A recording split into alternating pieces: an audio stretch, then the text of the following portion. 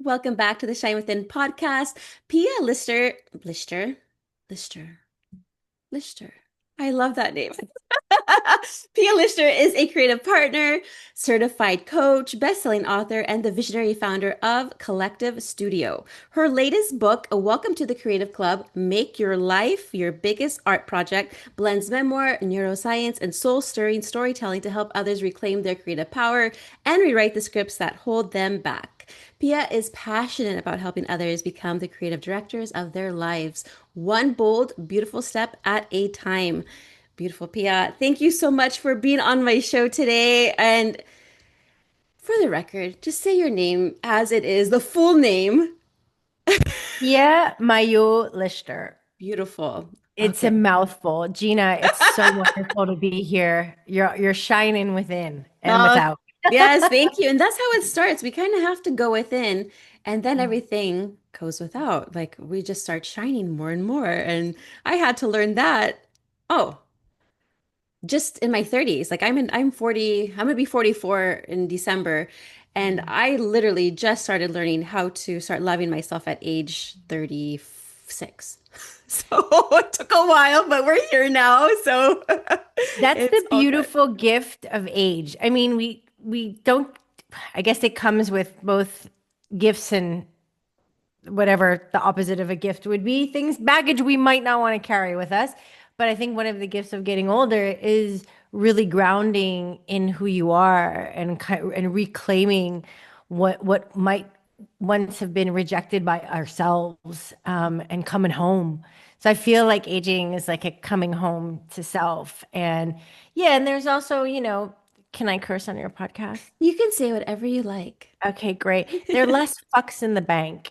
You care a little bit less about what other people say and think, and there's a lot of freedom that comes with that because you're more grounded in loving yourself and kind of showing up as who you are with all of your bruises and your beauty marks, because that's what makes us human.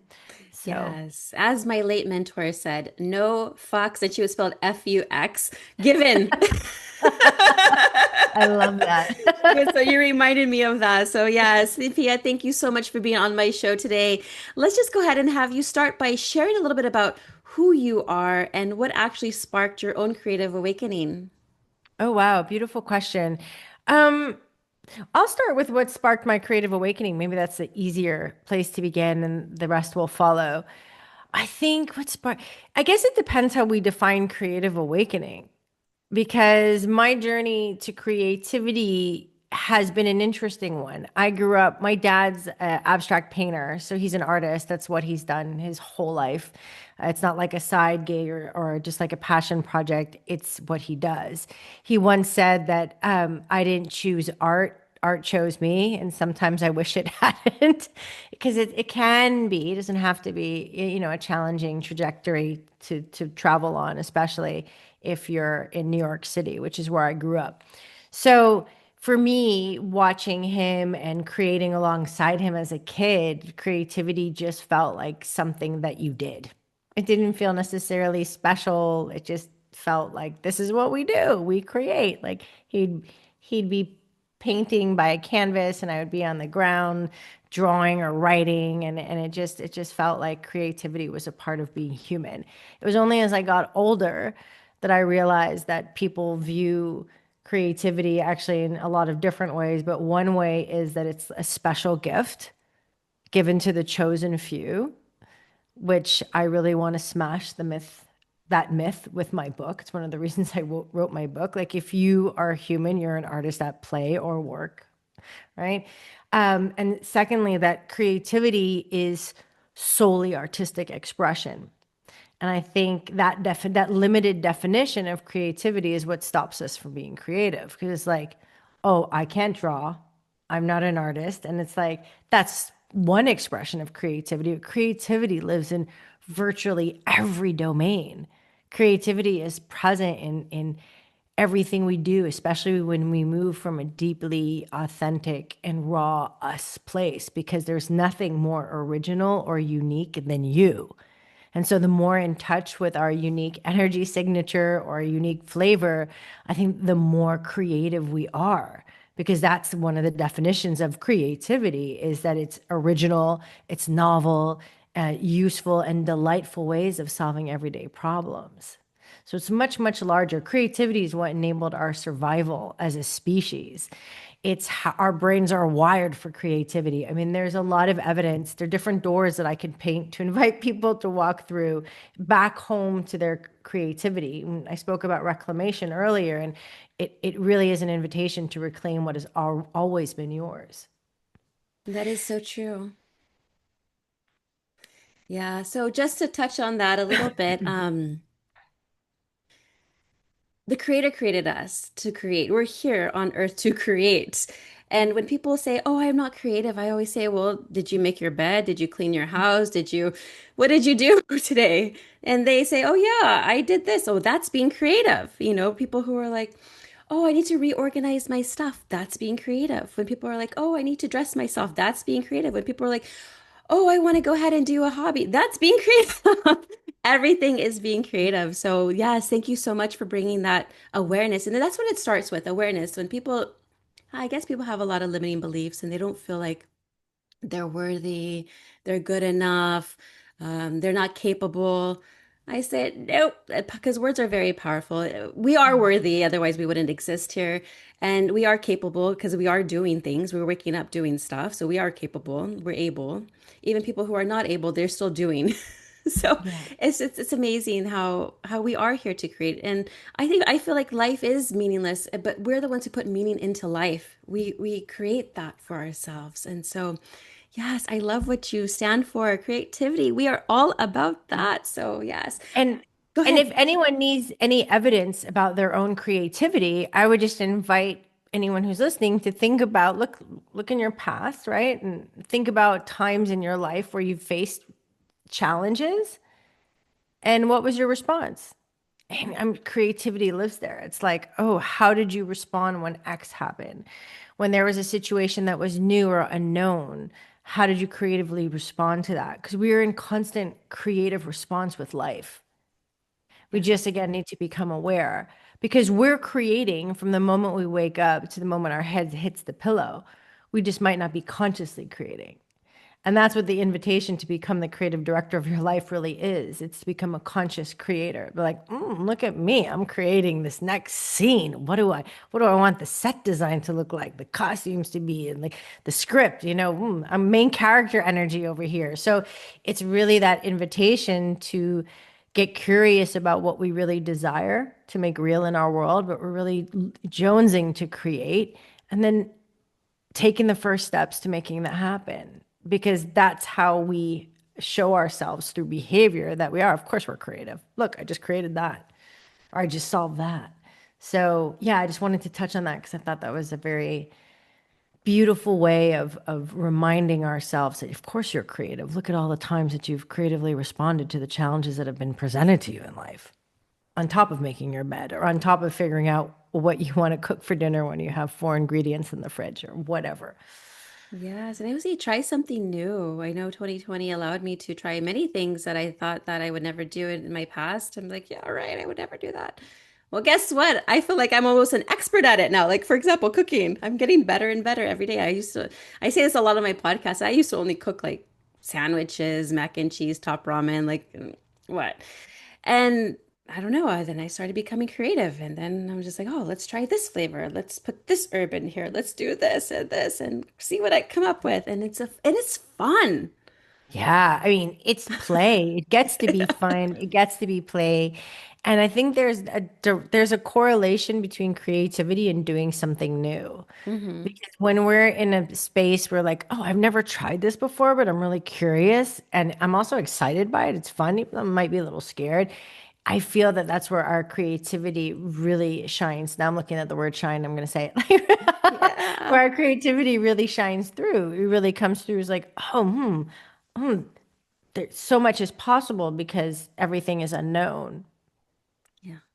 Yeah, I love that. And speaking about creativity, you have a book and it's part memoir, it's also part guide, and also part rebellion, right? Yeah, Absolutely. I know you shared a little bit about this, but what else inspired you to go ahead and write Welcome to the Creative? And why did you decide to make now the moment to write it? Oh, beautiful questions. Well, gosh, I didn't really answer your first question, and it's all tied together as life is. I worked in creative agencies as a creative director and copywriter and creative strategist for well over like 15 years. But I never really thought about applying those skills to my life until the universe like my life felt like a game of 52 card pickup. Like everything was thrown into the air with a divorce, bad rebound relationship, a job that I sunk everything I had into to kind of escape experiencing the reality that I was in until it all came to a screeching halt when I got fired. And this was many years ago. And that made me stop and take a look at the sort of shards of my life. And I made a choice to go on the Trans Siberian rather than, I don't know, get stressed, try to force, try to push, try to find another job, try to make this relationship that wasn't working work. Something within me intuitively said, "Ah, just follow this bucket list desire. Take a break, take 4 weeks, go across China, Mongolia, and Russia." And I followed it. I followed it. And in that moment, when I was on a train hurtling through Siberia, the smell of vodka and sauerkraut and sour perspiration around me, uh, I realized I had that epiphany of like, oh my God, I created this moment. I creatively directed the scene. I took myself out of this sort of what felt like misery, to be honest, in Copenhagen and into this whole new world. Like, of course, I'm sitting in the creative director's chair. So it was like a rediscovery of my creative power, but I had to lose it first to find my way back to it. And that was you asked about my creative awakening. So that was a big awakening aha moment for me that sort of kickstarted what was to follow. It's like, oh, God, like, whoa, I'm not just a creative director at work. I'm a creative director for my life. Creativity is not just something I do, it's actually a way of being in the world. So that was exciting. That kickstarted the journey. And I went back, felt okay we broke up, found my own little sweet apartment on my own, ended up finding a job at a purpose-driven creative consultancy run by two amazing women, had a very different experience of work, stumbled upon coaching as I was doing that because we were driving positive change with our clients to make an impact in the world. And that also required facilitation. So that opened a whole new door for me, which was fascinating because it's very much the art of transformation, which is also what creativity is. You take no thing and make it into something. So a lot of parallels. And then life shook me by the shoulders again. And in 2021, my mom passed away suddenly during COVID. And she gave me one of her passing gifts was a reminder that I got this one life. And if not now, when? So she gave me the gift of courage. And because I had had like the itch of, what this is. I've been doing this for my career for a long time. But what might happen if I channel my creativity into building my own dream instead of Oh, someone else's? And that was a big, like, those thoughts were there. And I'd go to bed and be like, yeah, yeah, but I don't even know what it would be or how I would do it or where my clients would come. I'm like, not listening. I was in a very cushy, comfortable place. And hey, in essence, on paper, it was good, but there was something else that was calling me. And so she just, my mom kind of gave me that push of a reminder of life being finite and that it's, if not now, when. So I jumped a couple of months after she passed and I started Launch Collective Studio. And that was the start of a wild adventure. And for me, entrepreneurship is very much a beautiful meta playing ground or gym to build my capacity to be in uncertainty and to build, to change, to redesign my relationship with life. Because when you're an entrepreneur, life is always uncertain, but when you're an entrepreneur, it's like you come face to face with it every day and you're like, ah, okay. And I can either worry or get stressed, or I can choose to trust. So 2.5 years after that, I got the call to write a book. There's the hybrid publisher reached out and said, have you ever thought of writing a book? And I was like, yeah, I just have no idea what it would be about or where I would even begin. And this time, it didn't take life shaking me by the shoulders, didn't take death or divorce or anything else. It actually just, my capacity or muscle was strengthened to take risks and to trust, because I had been doing this for 2.5 years. And I knew that not only would I not die, I would survive and thrive, because I've created evidence for that in my life. So it was easier. I had 24 hours of the wobbles to like, because it's a big investment on multiple levels. But I was like, if not now, when? And so that led me to start the book, to write the book. And again, just like when I started Collective Studio, I had creativity on one side, coaching on the other. And I was like, how are these dots going to connect? What is it exactly? And I had to just launch and to go without knowing. And eventually thoughts connected, puzzle pieces fit into place. It takes time and it takes the experience. So I think I felt more ready to have that same, like I knew that that would be the case for the book as well. Like I had themes and ideas that were floating around, but I didn't know exactly what it would be. And that's a really important lesson for me in life that I'd love maybe resonates with someone is, you know, if we wait to know exactly what it is or what it will be, we'll be waiting a long time. Because that's part of the adventure is like having a gut pull or a heart pull or both and feeling like, I don't know. I don't know what this will be, but I feel pulled to it and I'm going to find out. It's like that beautiful Rumi quote, what is it? We find our way. The path appears when we start walking. And Wow. so, yeah, that's what led me. It's a long, I had to like go back to start connecting some dots to answer that question, but that's what led me to the book. That's amazing. Well, my condolences to Thanks. you for your mother. I mean, I can't imagine losing my mom. My father did pass away when I was a baby, so I really didn't know. But I just can only imagine her not in my life. But what a beautiful gift she gave you of courage and for you to pursue your passions and your gifts and just being the creative soul that you are. And look where you're at now. Book writing, coaching, just spreading positivity to the world. And that's what we need right now is just people to share light to others saying, hey, you are creative. You do have a purpose here. You are supposed to be here on earth for a reason. And we may not get it right away. Like I told you, it took me about what, the 36 years or so. But and then that's okay. That's part of the journey. We don't have to have it all figured out. We just got to do it and Yeah. just have fun in the process. And I know there's some hardships that happen, and that's part of it, but that's how we kind of grow, I feel, with these Yeah. hardships. Like I know I've experienced a whole lot of crap, and I know everybody has experienced so much stuff in their life, but it's kind of built our character and then where we can then help others. So yes, thank you for that. And we are all born creative, but like you said, we do forget like, oh yeah, creativity. And for me, creativity was always about like art stuff, like, oh, creativity is art. But you're right, it's not even about that. It's about decision making, how Mhm. you respond to things, what Mhm. actions you're taking. So yeah, I agree with that.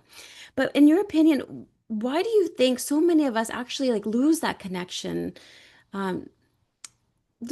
to creativity where we don't believe in ourselves? Well, I think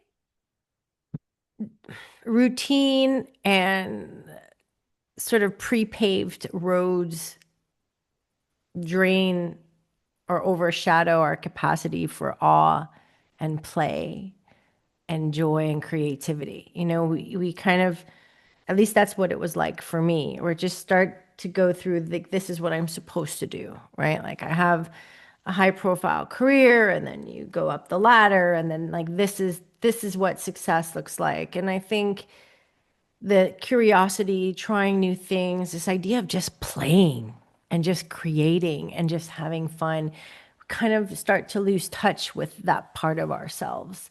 What came so naturally as children, we're just like, we just played and we just created stuff and we didn't worry about what the outcome would be or if it was going to fail or if it was going to succeed. No, it wasn't about the outcome. It was just about the process. It was just about building a castle or drawing a thing or doing a dance move or like it wasn't about trying to be the best and trying to succeed and trying to or compete. It was just the joy of making and also the joy of discovering what you love to make or what's calling you, whatever it could be. And so I think we start to get in our own way, also by comparing or judging or the perfectionists, and it keeps us small. It's like, oh, well, this isn't good enough. Even before we begin, we can just start writing a sentence, for example. That happens to me if I don't give myself like a pep talk and say, like, this is a creative space where I can allow it not to be good. It doesn't have to be good. It can just be anything it needs to be. The editor or that perfectionist or inner critic can come in later in the process when I've created something and I'm ready for some evaluation or editing. Then it's like, welcome. So what I say is like, mm-mm. If that voice comes in, it's like, this is not the space for you. You can come back, but it's not here. And I just like allow myself for it to be whatever it needs to be. It doesn't have to be good. That helps me a lot when I sit down, is to like separate those two things. So just discovering like, what do I feel moved to write or say? And I think that's really important for our creativity, that we don't start judging it early. We don't stop ourselves before we begin, and we don't start imagining what the exact outcome needs to be or what it needs to deliver to us or, or do for us. These are all creativity killers. And creativity resuscitators or creativity, the antidote to that is curiosity. It's play. And it's like discovery, newness, and reconnecting to getting curious about what you're drawn to create next. And that can look very differently for so many different people. It could look like a business plan, it could look like a poem, it could look like a new recipe. And I think it's not about judging the form that it takes, but just getting curious about what you're drawn to uniquely. I think there's a lot of magic in that. There's a lot of fulfillment in that. And it's fun because we're changeable, fluid beings. So we get to rediscover what we want to create anew almost every day. So Yeah. that's what I think happens, the short and tall of it. Yeah, no attachments to outcomes. I always say, do what excites you the most and do it with integrity, of course, and with no attachment to outcomes, because I think we are conditioned to, oh, it has to be this way only. Schools taught us that, our parents have taught us that, even some friends have influenced us on that.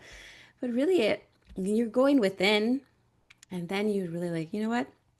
I can do whatever the heck I want. It's my life. I don't have to listen to Jack Jill or whatever, I'm just doing whatever I want. And that's what I encourage my children too. The youngest one is 9 years old, but he's so creative. I mean, all of them are very creative, but this one will just, take time away from TV, even though I'm like, okay, it's free time for TV for a half hour. Go ahead. And he's like, no, I'm going to go ahead and do my artwork. And you know what he's into now? Gremlins. I'm like, this is mommy's era, okay? I was born in the 80s. I was born in 1981. I'm like, this is my era where you're into Gremlins. And so he's like literally drew out every single Gremlin, I guess from Gremlins 2. Anyway, it was just funny, and we took a video of all of them. But I was like, wow, he's so creative. Like, I mean, like I told you, I wasn't really much of an artist back then, but I am now, apparently, according to my husband, when it comes to makeup. But it's just amazing, just tapping back into our inner child and just discovering what we used to love back then, and then just doing it now. And that's what I truly love.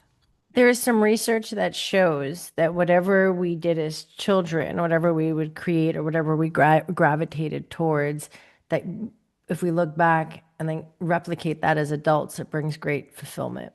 Yeah. that there is a connection between that purity of the desire, the what you were drawn to as a child. And I think looking at your son, it's a great example. Like he didn't start to analyze why gremlins? What are gremlins going to do for me? I don't understand. Oh, my gremlin isn't as nice as the original, or that guy's gremlin. Oh, I should actually, it's like it's just a process of allowing the exploration. And then, there comes a time where evaluation might be necessary as adults, where it's like, okay, is this gremlin working for me or not? Is this what I want to focus on? How's that going for me? Is it still bringing me joy? Is there something else? I mean, yes, that will come, but just allowing ourselves to trust what we're drawn to make or create is what is for us, and then to run a series of experiments. I love using that term because it feels so much more freeing rather than a plan or something that you need to get done in a certain way. It's like, no, experiments are also meant to fail because you run the experiment and then the quote unquote failure gives you data. It shows you like, oh, okay, I tried making that gremlin, but I didn't really like it with blonde hair. I'm just making stuff up. Like, I'm gonna just do it like this, or that thing worked. Oh, this turned me on, and that, oh no, I kind of fell off, or people responded to this, or whatever. So just running those experiments and having fun with it gives you a lot of data about yourself. I think that's what it comes down to. It's reconnecting with what we really want to make real in our world and what we want to create.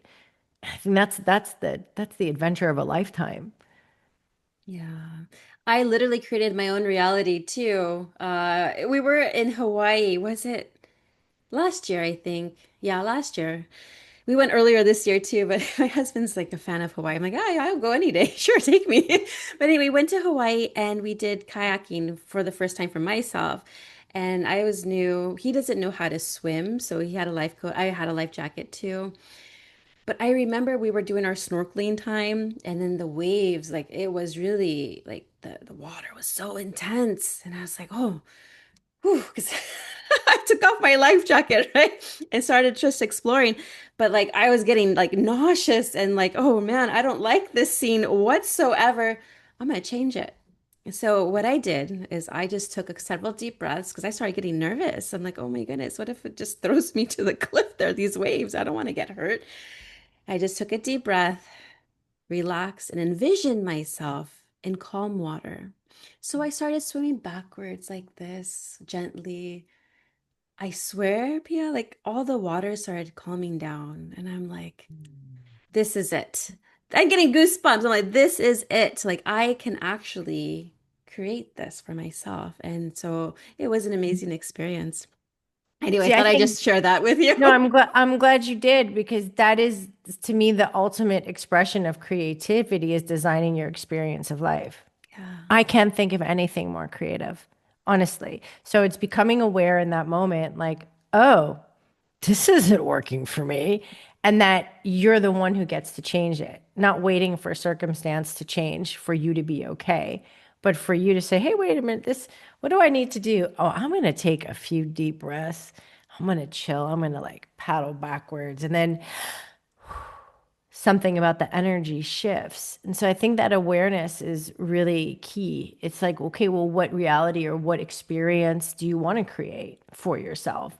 And also accepting, because I went snorkeling for the first time in Bali with my husband, Oh, wow. like, also like, recently for my birthday, and also accepting that they have like the manta rays and they're really, really big. And Oh, I've yeah. never gone snorkeling before. So I could like observe them and think they're beautiful, but I didn't go swimming after them because it felt a little too much for me. So also accepting like, okay, this emotion is here and this is how I feel. I'm going to enjoy it at a distance. And then maybe next time I'll do something else. I mean, I doubt that I would go closer anyway because I'm a New York City girl at heart, so I'm just not used to like animals or sea creatures.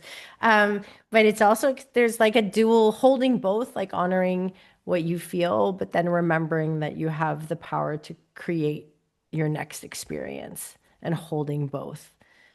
Because sometimes it can be challenging if you're in like a highly emotional state. If you try to like just say, well, I don't want this. It's like, no, this is here. Just like you did, like, oh, this is here. Okay. Do I want to stay in this space or do I want to create a new one? I think I want to create a new one. And I think that's really, really powerful. And that's what I invite people to do, also my clients to do, like to get clear on what it is that you really want to create for yourself next. Yeah. Yeah, it was amazing. And I literally, that fear just went away because I was getting nervous. And then those waves were getting a little bit more intense as I was getting more nervous. I'm like, oh no, I got to change my state. I Mm. just changed my mindset, right? And I know Yeah. going back to your book, you include neuroscience and mindset as well. And what role does mindset actually play in reclaiming our creative power, would you say? Well, mindset for me has, I don't know if it's the word mindset, but it has to do with beliefs, right? Like, Mhm. so whatever you believe sort of becomes your outlook or your mindset about it, right? And so I think one of the biggest things that I'm trying to do with the book is to help invite people to rewrite the belief that they're not creative into, of course, I'm a wildly creative person, to start to rewrite that through looking at, evidence, not only from my life, but from how the brain works and our survival, et cetera, that shows that of course you're creative and what that means, and also to redefine what creativity means on many different levels. So the mindset is, of course, I'm creatively directing my life. I'm sitting in this black chair with my last name on the back of it, and I'm creating my next scene. And it's that sense of empowerment. So that to me is a mindset shift from feeling like life is happening to me, okay, to I'm also happening to life. But life is, these are all beliefs. Like, I'm not creative, things always happen. I'm just trying to manage and to firefight. And what am I going to do? All of this kind of thinking, or like, what if I fail if I do the thing? Or what if I get ridiculed if I create what stops us from creating what we really want to create often is the fear of rejection, ridicule, or failure. Like, what if I actually go for the thing that I really want to make or create, and then it doesn't work out? Or even worse, I get criticism or what rejection from people. And it's like, if you're going to play the what if game, you might as well play the positive what if game too. Like, what if you wildly succeed? What if, you're able to, you get support in unimaginable ways? What if this turns out to be a creation that changes your life? Like the what if, right? So I think that is a part of the mindset shift, if you will, first comes from awareness about understanding what scripts are running in the background, right? Scripts, AKA beliefs. And then going, okay, is this harmful or helpful? Is this belief that I'm not creative true? No. And what is it trying? Is it harmful or is it helpful at this point? It might be trying to protect you, but it's also harmful. So if you're ready to make a change, what belief would you rather write? And then what action do you take to show that you actually believe that? It's not enough just to say it. So it's like, if I believe that I'm naturally creative, resourceful, and whole, and I'm sitting in the creative director's chair of my life, then what's the next act you're going to take? Right? What's the next thing that you might create? Yeah, I love that. Yeah, and also you also include like poetic pauses and exercises throughout your book. Is there one particular tool or practice you think like every listener could try today even to feel more aligned and alive? Well, there are a lot of questions. The field work that's in there is also an invitation for deeper reflection and also action, right? So I think getting curious about, I love this question personally. Like, in your wildest imaginings, right? Where would you love to be in a year from now? Where are you? In 1 year from now, where are you? Wildest imaginings. And I invite people not only to create one sort of desired future, but three. And I'll tell you why, because it tricks the brain. Because sometimes when we just have one, I've worked with a lot of people who, there's sort of a blockage, like one wildest imaginings 1 year from now. Oh, I don't know. And I think part of what blocks us is that it feels like it has to become a plan if it's just one.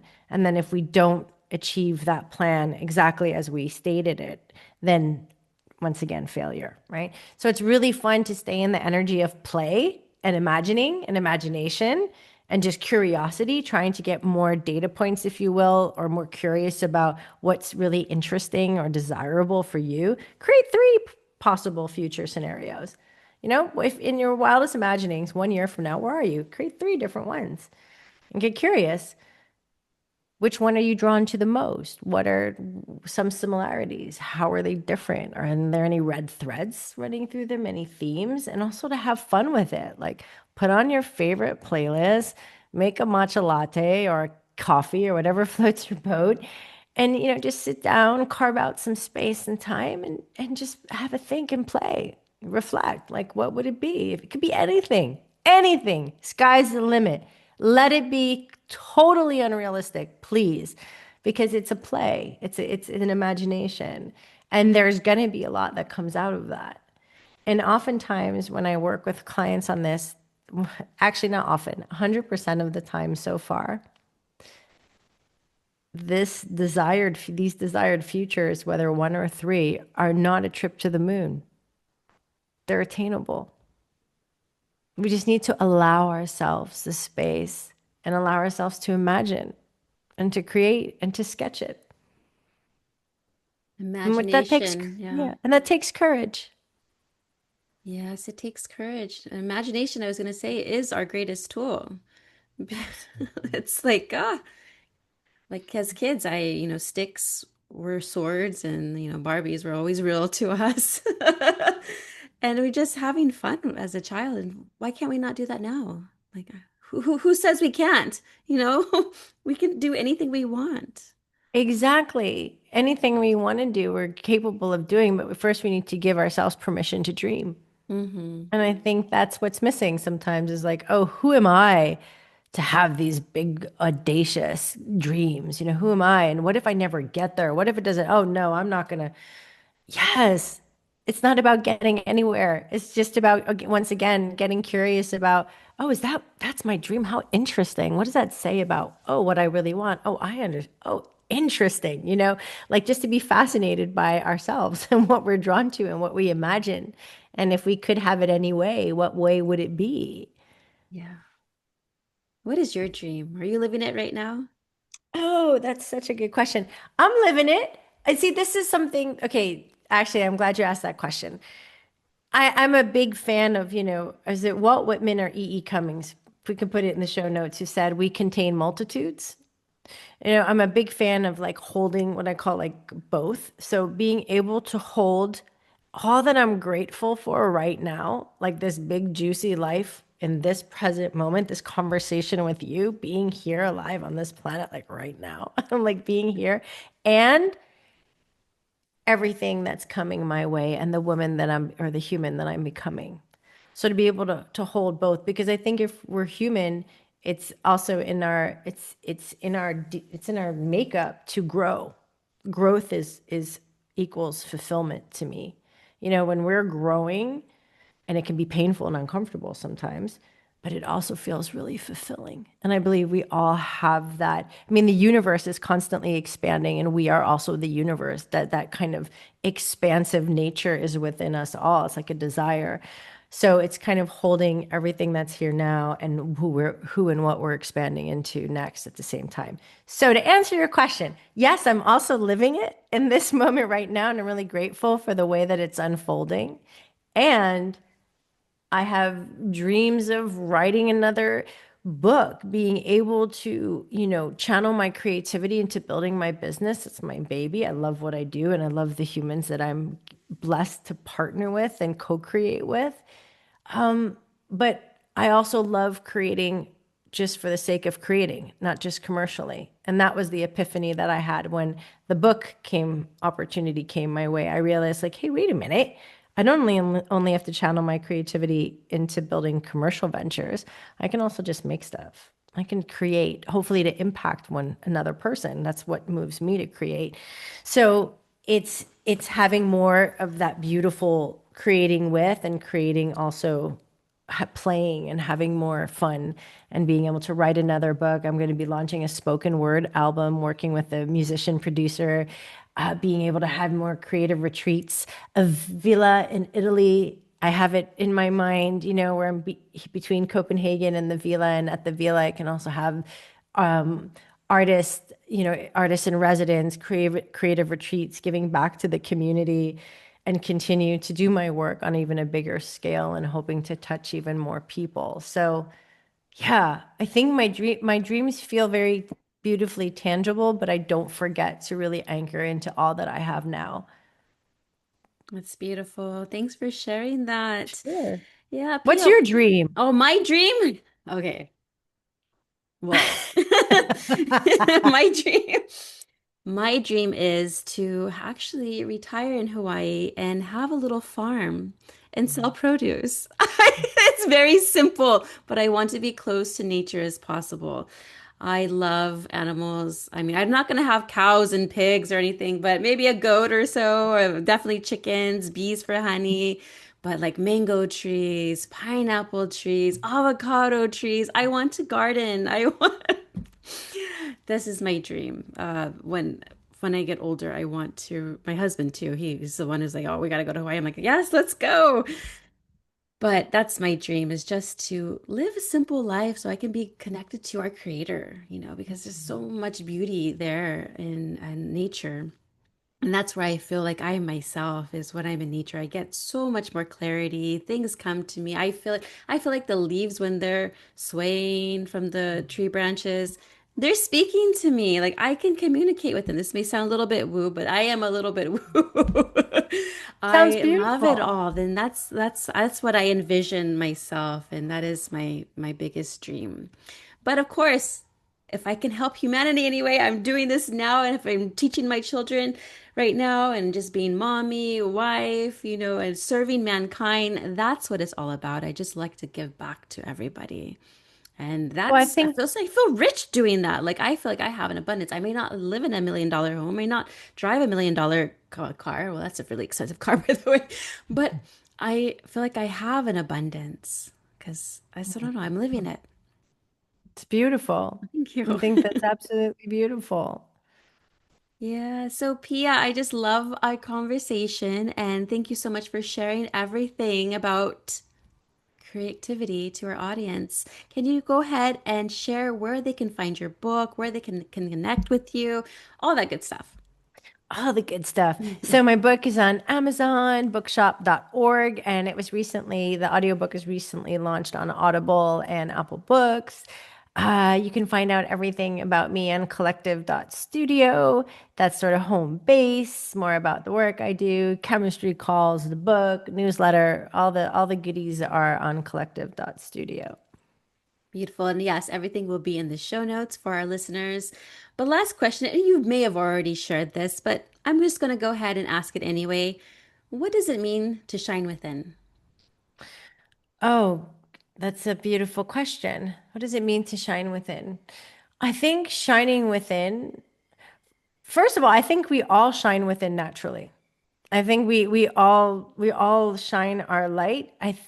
Sometimes what happens is just like on like an old rusty Buick, on the headlights, they could get fogged up. They could just get fogged up, dirt, bugs, insects, stuff happens just from traveling down the road of life. So I think it's more about reconnecting and reclaiming the shine and cleaning up our headlights, if you will, and reconnecting to who we really are, like the beautiful, unique energy signature that is us and how that is connected to it all, really. It's like we're like a candle from a bigger fire, to use the ocean quote, if we're talking about shine metaphor, right? It's like we're a part of it all, and just really to reconnect to what's already there. It's not about finding something or healing to be able to shine within or doing this thing. It's just reconnecting to the light that's already there. That's what I believe. And that It is so true. And I love that. Yes, reconnecting to the light that's already within. So true. Pia, thank you so much for being on my show. Hugs to you. Thank you for being you and spreading this message. Thank you for shining your light, not only within, but with the rest of us. And we get to bask in its warmth. And I really am grateful for our conversation, for meeting you. And thanks so much for having me. Thank you.